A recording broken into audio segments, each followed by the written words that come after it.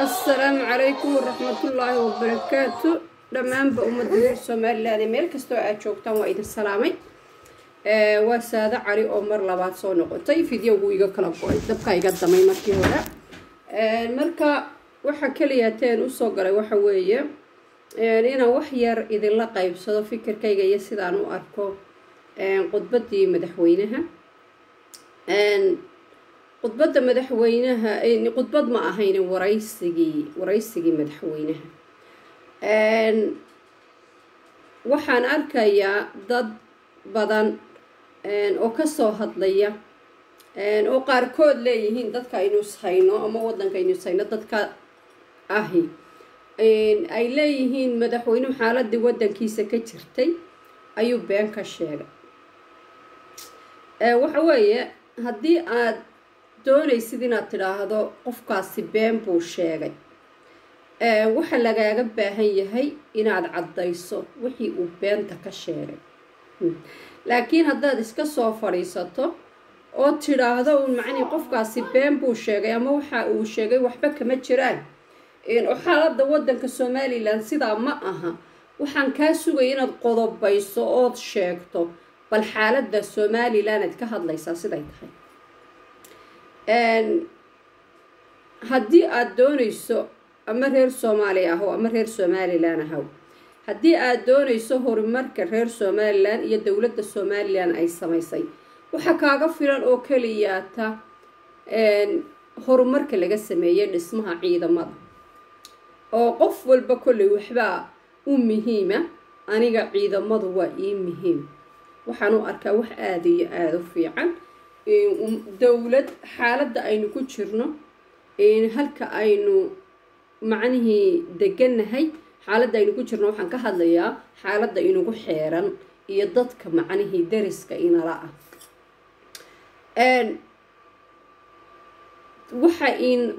ay macnihii ina faraysaa inaynu haysano ciidamo qaran oo dhisan dawladdani waxa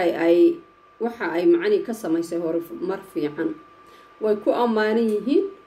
waana uga mahad celinayna madaxweynaha matalan dalkeena inaynu ciidamo dhisan haysano dalkeena ayay muhiim u tahay xitaa haddii aynaan eegin dadka inala jaarka ah iyo dawladaha inala jaarka ah iyo waxay inaga damacsan yihiin xitaa haddii aynaan eegin inaga oo kaliya waxaad aragtaa dhibaatada ka dhex socota beelaha bariga beelahaasi dadka mid inta badan waxay ku andacwoodaan ciidamo Somaliland leedo ku filan xuduudaha ma joogaan marka sida aawadeed hubka aanu sidano waa mid aanu iskaga difaacayna dawladda jaarka ah ee markasta maxaan ku raahday xuduudeena ku soo gardaroota marka haddii ay jiraan ciidamo dhisan oo ku filan waddanka waxa ay noqonaysaa in dadka shacabka ee hubka iska sita waxa in laga xareeyo hubka oo dawladdu ay ka xareyso dabeetana ay geyso ciidamadeeda oo ah ciidamo ku filan oo reer Somaliland marka oo dadkaasi difaaco oo ka difaaca wacida ay ka cabanayaan marka sida aawadeed ciidamadu waa muhiim weey dawladdanina waxay ka gaadhay meel aad u fiican waxay samaysay ciidamo aad u fara badan oo tayo leh marka in looga mahad celiyo bay mudan yihiin marka qofka diid oranaya been buu ka sheegay macni asaga laga rabaa inuu caddeeyo waxa horumar laga sameeyay beeraha marka laga hadlayo beeraha waxa la soo qaataa oo kaliya gabiilay laakiin dad badan oo kale oo reer Somaliland oo beeralay baa jira oo maxaan ku raahdaayay ka mahad sheeganaya dawladda marka waxa la hubaa waxa ugu waaweyn ee muuqda ay dawladdani gaadhay waxa weeye horumarka ay ka samaysay ciidanka iyo horumarka ay ka samaysay beeraha ta sharciga waxaan aaminsanahay meel fiican ka joogto inkastoo ay wax jirjiraan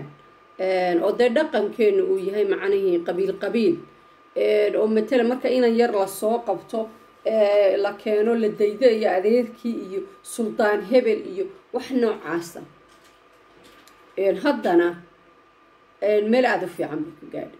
waxaa kuu sheegaysa jeelasha somalilan in cadaaladi ka jirto sharafi ka jirto ma arkaysid qof ka soo baxay oo kule waa lay jir dilay waa lay garaacay waa lay dilay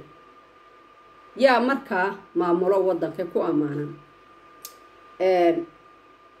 waxaad arkaysaa ninkii shalayto xidhnaa ee soo baxay ee musucul doonan ka hadlayay haddeerto quruxda iyo sharafta ka muuqata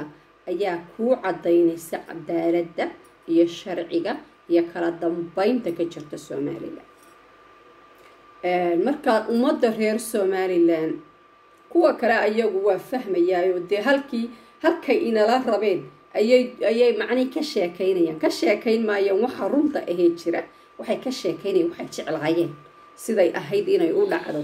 ayay ka sheekaynayaan laakiin waxaa jira shacab reer somalilan oo ayaguna aad dayrada ugu fiican iyo inay yidhaahdaan waxbaa baaba-ay waxba ma jiraan waxba ma hayno oo indhaha meel kale u lalinaya marka kuwa waxaan leeyahay waddankeena wax waliba 100% maaha cadaaladdu 100% maaha dhaqaalo 100% maaha dad badan oo faqiir ah waddankeena ku nool laakiinse waa in laga run sheego wixii wanaagsan ee la qabtay Muuse Biixi waxaan ku taageersanahay macnihii waa qof aaminsan intaan hadalkiisa ka maqlay meel uu ka qudbadaynaya ka maqlay waraysigan maanta ka maqlay waa qof aaminsan in halka la joogo hore looga socdo waa qof ku faraxsan wixii la qabtay waxna raba inuu gaadho marka aad iyo aad baan ugu mahadcelinayaa dadka macnii jecel siday doonayaan wax u dhici waayeen waxaan leeyahay ina Biixi dad badan baa hareero jooga oo raba inay xisaabiyaan reer Somaliland guud ahaan waxaad moodabay loo diray in la xisaabiyo marka qolada reer koonfureedka ah Muuse Biixi isku daysay inay xisaabisoy madaxweynihii aad doorateen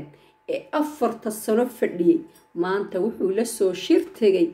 inay 65 arday inay dawladdu iskuuladooda bixiso waa horumarkiisii u weynaa marka kaas adood idinka baahan kuwa kale oo reer Somaliland anigu markaan soo hadlaya igu canaanta yiraahdo dadka faqiirka ah oo mahadashida dawladda taageertaan waxaan leeyahay anu markaan dawladda taageerayo ee macni dawladnimada Somaliland aan taageerayo waxaan taageerayaa dadka faqiirka